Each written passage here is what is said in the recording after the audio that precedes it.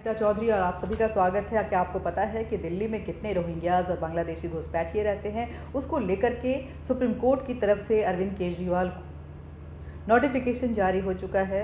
लेकिन आखिर क्यों अरविंद केजरीवाल चुप्पी साधे हुए? दिल्ली के जहांगीरपुरी में जहां ये हनुमान जयंती के अवसर पर जिस तरह से हादसा हुआ और जिस तरह से पत्थरबाजी हुई, इस पूरे शोभा यात्रा को मातम में तब्दील करने की भरसक कोशिश की गई।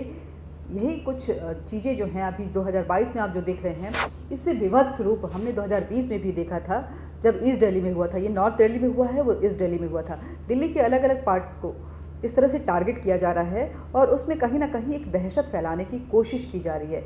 ये खोलकर सामने आ गया है कि इसके पीछे घुसपैठिए और इस्लामिक कट्टरवादी सोच जो हैं वो लगे हुए हैं। लेकिन आपको पता है कि दिल्ली में कितने घुसपैठिए रहते हैं और किस तरह से केजरीवाल सरकार उनको अपना समर्थन और सहयोग दे रही है। ये रोहिंग्याज भी हैं, बांग्लादेशी घुसपैठिए भी हैं और ये यहाँ रह करके अब वो घुसपैठिए नहीं रह गए हैं, बल्कि केजरीवाल सरकार की मदद से अब वो भारत के नागरिक बनते जा रहे हैं। उनको धीरे धीरे फर्जी तरीके से सारे डॉक्यूमेंट्स जो हैं वो मुहैया करवाए जा रहे हैं। साथ ही उनको वो सारी सुविधाएं भी दी जा रही हैं ताकि वो सुविधापूर्ण तरीके से यहाँ पे रह सकें और इस देश को बर्बाद करने की जो उनकी मुहिम है उसको बड़े ही सुचारू तरीके से अंजाम दे सके।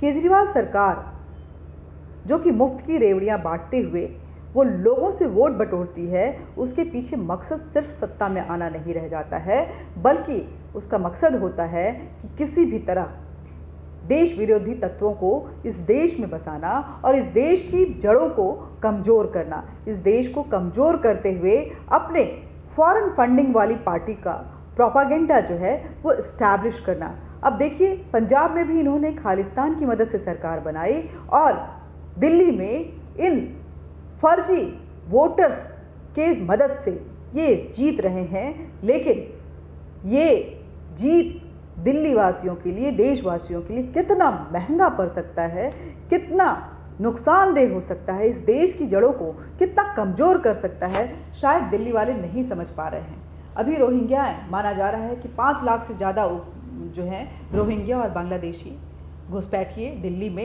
एंटर कर चुके हैं।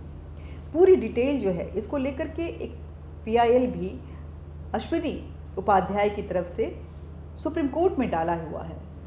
अगर सचिवालय की बात करें, अरविंद केजरीवाल की सचिवालय की, तो वो सुप्रीम कोर्ट से महज 1 किलोमीटर की दूरी पे है, 1-1.5 किलोमीटर की दूरी पे। लेकिन इसको डाले हुए और सुप्रीम कोर्ट की तरफ से अरविंद केजरीवाल को नोटिफिकेशन जारी किए हुए तकरीबन 3-4 साल से ज़्यादा हो गए हैं।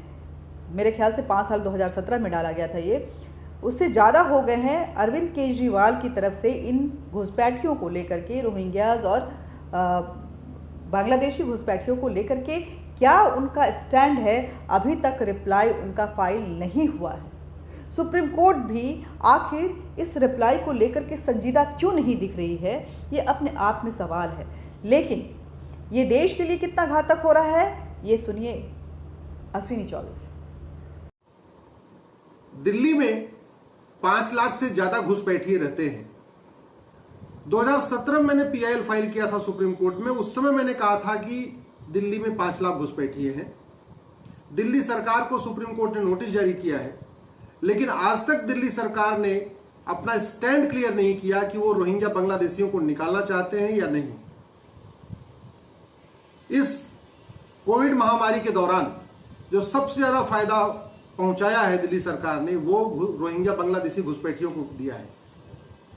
रोहिंग्या बांग्लादेशी घुसपैठियों को दिल्ली सरकार ने केवल मुफ्त में अनाज नहीं दिया है, बल्कि उनका राशन कार्ड भी बनवाया है, बिजली का कनेक्शन भी दिया है।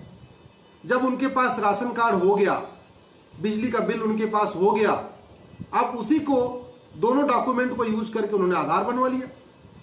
जब 3 डॉक्यूमेंट हो गए तो थोड़ा और उन्होंने पैसे खर्च किए, घूस दिया और उसके बाद उन्होंने वोटर ID में अपना नाम जुड़वा लिया।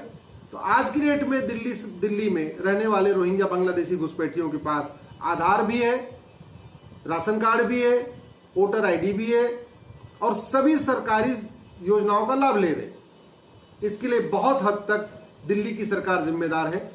मैं केजरीवाल जी से रिक्वेस्ट करता हूं, सुप्रीम कोर्ट में मैटर चल रहा है, 2017 से चल रहा है। आपकी सरकार सुप्रीम कोर्ट में अपना स्टैंड क्यों नहीं क्लियर कर रही है? आप घुसपैठियों के पक्ष में हैं या घुसपैठियों को निकालना चाहते हैं या घुसपैठियों को परमानेंट यहीं बसाना चाहते हैं? अपना स्टैंड क्लियर करिए। आप सुप्रीम कोर्ट में कुछ जवाब नहीं दे रहे और आपके नीचे मातहत अधिकारी घुसपैठियों का राशन कार्ड बनवा रहे हैं, वोटर आईडी बनवा रहे हैं, आधार बनवा रहे हैं, सब कुछ उनको डॉक्यूमेंट दे रहे हैं। तो कल को अगर एनआरसी लागू भी होगी तो कोई फायदा क्या होगा? उनको पहचान करना बहुत मुश्किल हो जाएगा।